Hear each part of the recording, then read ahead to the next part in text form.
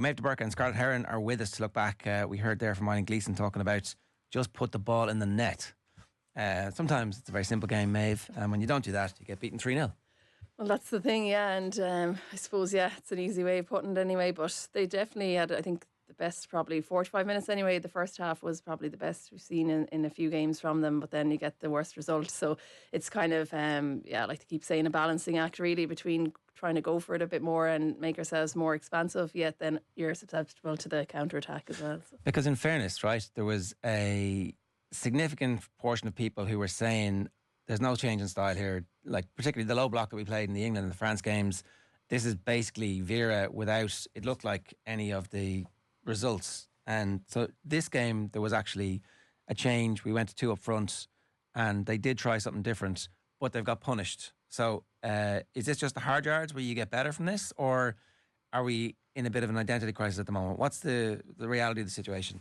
Well, I suppose you need to keep it in context in that we're playing 3 of the best 6 in the world, so it was always going to be an uphill task to try get anything from any of the 6 games really. And like that, I think it's a bit of kind of trial and error really. Try different things, see what works, see what doesn't work. And the 2 up top definitely put pressure on Sweden, and they even said after the game that they weren't expecting that high pressure, and they struggled a little bit at the start, Sweden, to kind of get out. And like that, Ireland did create the better of the chances, especially in the opening half, but obviously like that couldn't put them away. Scarlett, is this how we're going to play from now on, do you think?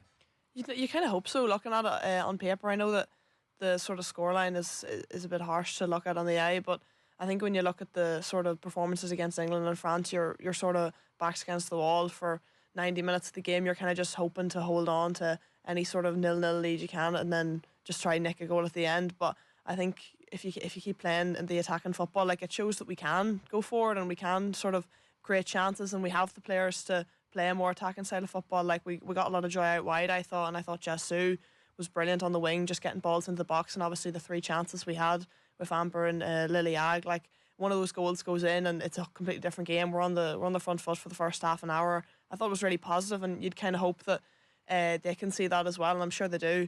And obviously to go against them now again tonight is difficult. To go home and away in the space of a few days is always a bit difficult, especially considering the result. But I think the attacking style of play is one that can help us, like, try get a few goals and hopefully get the first goal of the campaign now tonight.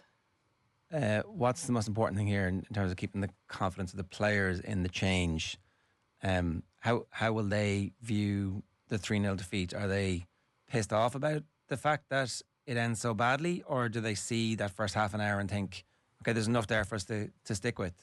Yeah, I think the coaching staff's, I suppose, part of their job, and the backroom team. And nowadays they've so many different staff in there. There's numerous performance coaches, mental coaches, every type of coach in there that I think they will be looking to take the positives from it, definitely. But there's no doubt that they were really vulnerable on the counter attack. Like, the 3rd goal came from our attack and free kick, and Canary just ran past half our team because of just the quality. There wasn't a whole lot else. We were just discussing off air. There wasn't a whole lot we could have done to kind of prevent that at the same time, because it was just pure pace. And that's where you take a booking and somebody goes, that was great booking. Yeah, exactly, that's it. And in fairness, on the flip side, I think Sweden got booked 5 times and they hadn't been booked in the previous few games. So from that side, I think we did kind of put it up to them physically and that type of thing. We weren't shying out of any tackles or that, although I think Lily Ag in the first 2 minutes went in very, very hard on one of the Swedes, and should have been booked. But anyway, got away with it, and I think that probably set the tone then for the game as well. Okay, so we're seeing the birth of a new identity for this team, and they need to have the confidence to stick with it, even though the results might be pretty bad for a while. That's one way of putting it, but then at the same time I wouldn't actually be surprised if she reverted back either tonight, and go back and even potentially play one up top again. It's hard to know really what they're kind of thinking inside. It could go either way, but definitely Amber Barrett added another dimension. Like, Ciara Cruz has been doing all she can up there, but it's a tough task when you're on your own, just holding it up and trying to get players into play, whereas Amber was running in behind and really gave the Swedish backline something to think about, and it meant that then relieved the pressure, because obviously when you're defending for a long long periods, it's just so hard to get up the pitch then. And I think, yeah, like Scarlett said, like Jessie on the right wing was really, really creative. Katie on the left, I suppose, was definitely showing signs of fatigue, but we still know what quality she can bring as well in that role. So I'd like to see it staying with that formation and just trying to then just be more solid defensively, I think. Did we think it was just fatigue with McCabe, or is there a situation where this new system doesn't necessarily exploit the best of her talents? It's just hard to know because Zook seems to be coming back on her side, whereas McCabe didn't seem to be kind of making the same, recovery runs back. Whether that was a tactic or whether it was down to fatigue, I'm not sure. But definitely, Sweden really exploited the space kind of just outside our left side at centre back, which was Anna Patton, the last night, and she got taken off as a result, I think, because we did change to a back four then. But definitely, Sweden knew that space was there, and they really did exploit it. Like two, if not three, of the goals came from that kind of area of the pitch. And no, I think that that style of play does suit Katie usually. Like, she's played wing back and she's played there for Arsenal as well. But I'm just not sure. Just the last night just didn't seem to be working out on the left side. How do the players respond in terms of the confidence levels having been beaten like that? It's great to say take the positives, but at the same time, they're the ones on the field who are conceding and getting run past. Yeah, it's tough. Like, it's a hammer at the end of the day. Like, you can't really put too many bells and whistles on it. Like, it's a 3-0 beating at home and in front of a big crowd as well. Like, it's not nice to take, but I think they just need to sort of trust what the team are trying to do. Like, they're trying to play a more positive style, and I think for so long we've been kind of like backs against the wall trying to defend. Like, even in the World Cup and under Vera, it was sort of like a big defensive display at all times. So I think it should be refreshing for them nearly to be trying this new attacking style and to like be encouraged to go forward and to be positive with the ball instead of just trying to launch it up to Ciara to hold up to hopefully knock something on and get it behind. But I think even as Méabh said, like, the different dynamic between Amber and Ciara is really refreshing. Sort of, I thought the tour, like, a bit, they sort of picked apart the Swedish defence at times. The sort of Amber pulling at them obviously forward, and then Ciara dropping in if there was space there, and if there wasn't, to go over to Amber. Like, I thought it was really different, and it was good to see. Like, so I think it is probably difficult for them to take any sort of confidence in the game, but I think, like, Eileen was very encouraging. You could see her on the sideline throughout the game. They didn't really, I didn't think they really lacked like ambition at any stage. I think the confidence will stay within the group because I think they're well able for it, and I think they know that themselves. So even though it's a tough task, like, I think they'll hopefully go at it again tonight, and hopefully if they get a few goals or even one goal, get a bit of confidence from that. Like, What if they do go back and revert to the low block for tonight? What does that say to the team? Are they better off just sticking with what they've done now and saying, or is it actually that's how we're going to play at home, this is how we're going to play away? Away from home, we expect not to have possession. As a player, what do you want them to do? Yeah, well, even Kathleen was saying earlier about the pitch this evening, and with the concert that was on a few weeks ago and stuff, so it's obviously not in great condition, which could play in our favour. Obviously, Sweden play a very progressive style of football, so hopefully it would break up play a bit. So I suppose it would probably be the smart decision maybe to revert back, but at the same time, does that, again, as you said, show that we're not that confident in ourselves to go forward? So it's kind of, like, the group is over. Not that we were really in the group with 3 of the top 6 teams in the world, but the group is over. Everything now is about the playoffs. And yeah, the issue here is that goal difference could come into it too, and also the other teams might need to hammer us to get through automatically as well. So that's kind of, we don't know exactly, because I think it's quite kind of convoluted in terms of how like every playoff situation is. But it could come down to it. Like, if you're you may end up getting a better seeding if the goal difference comes into it as well. So it's hard if we play the most horrific game of all time, 10 behind the ball, and get a 0-0 draw, it could actually be incredibly important for us in terms of being at one of the top seeds. Yeah, it could. We don't know it obviously at the moment because we don't know how all the groups are going to pan out. But yeah, I mean, a 0-0 draw would be huge, and it could definitely lead us to to better seeding for the playoffs, and then ultimately help us qualifying, which is the end goal. Yeah, okay, so there's a lot of different things to juggle. Just in terms of the psychology of deciding to go back to a low block, having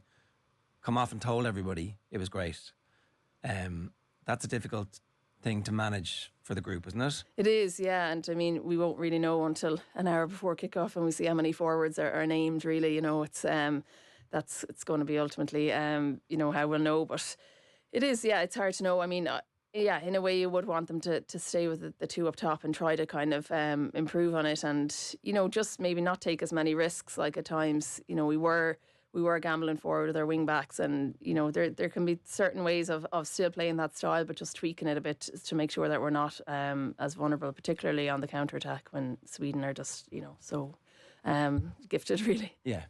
How big a loss was Denise O'Sullivan? Like, it seems like a stupid question given how brilliant she is, but I do wonder in some of the games that we've seen her playing at this level so far that Ireland being the underdogs doesn't necessarily suit her set of talents.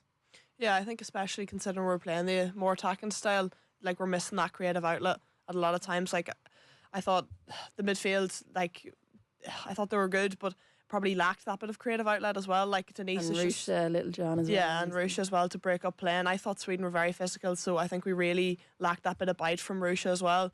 And with Denise, as you said, like she's one of those players that can make something out of nothing, can make a chance out of very little, and can sort of carry the team forward and can lead by example as well. So I think her presence was really missed, and just she's just a big miss, and it's a real shame that she won't be playing this evening. But I think Rusha could be coming back this evening. Whether she'll start or not is a different question, but I think hopefully we'll see her at some stage as well. Peter Gerhardsen was saying that Katie McCabe might not play the full 90. If she starts, maybe she doesn't play 90 minutes. Is that good? Yeah. If she doesn't start, comes in the last 30 minutes, maybe that's not good. You never know, but you have to take care of it. So he's even suggesting there's a world where she doesn't start. Yeah, I don't think that's going to happen, to be honest. Even, she was visibly fatigued the last night, particularly in the last 15 minutes, and there was no way Eileen was going to take her off. So I can't imagine that she won't play 90 tonight again. I suppose it's tough because they've gone straight from the World Cup into the WSL and now continuing with these summer internationals, and obviously the trip to Australia in between as well. So it's a tough, long season, and it's one that I suppose just now in the women's game it's developing, and there's more and more games, but it's just not something I think the players are used to yet, and I suppose it's just something that's going to keep happening season after season, maybe. Is there one way the right thing for Ireland not to, if she is exhausted, not to start her and bring her on for the last half an hour? So really you have to think of the player, like player welfare is that's the thing. It's or are we being like, what the hell are you talking about? She's our best player by a mile. Get her in there. That's the thing. It's hard to know. I mean, Australia played a friendly recently against China, and they were losing 1-0, and their coach brought on the big guns as such, and Caitlin Ford got injured, a hamstring injury after 15 minutes, and obviously an Arsenal player as well who would have had the same schedule as Katie, haven't played in the World Cup, and the coach said afterwards that he needs to look at himself, whether it was the right decision to play her or not. But I mean, at the end of the day, they would have medical staff and all that as well, and I think that's kind of how they'll go off their stats and everything that they're tracking these days. Can't imagine she's volunteering to be a sub either. No, I wouldn't imagine Katie would be. I mean, would any player really at the end of the day, they want to play, and I can't see anyone not kind of putting themselves up for selection, even if it is fatigue. Okay, so what's our predictions? Gonna go for, we'll have to be optimistic, we'll go for a 1-0 scrappy win away from home. Yeah, I'm always optimistic, but I've been proven wrong a lot of times, so I think we'll go hopefully for a draw, but maybe a narrow loss, unfortunately. But yeah, we'll hope for a draw. And if do we have the players to develop this style further? Like, do we have more if there are injuries? Like, if Amber Bard is injured at any stage? I think Leanne Kiernan is a fitting replacement. Anyway, she came on the right wing the last night and really kind of injected a lot of pace there. And she's played up front for Liverpool throughout the season, so I think she'd be a really good replacement there. The fact that she'd done media last week, I kind of thought that maybe she would get the start, but obviously just getting game time is enough. Yeah. All right. Maeve and Scarlett, thanks very much. Thank you.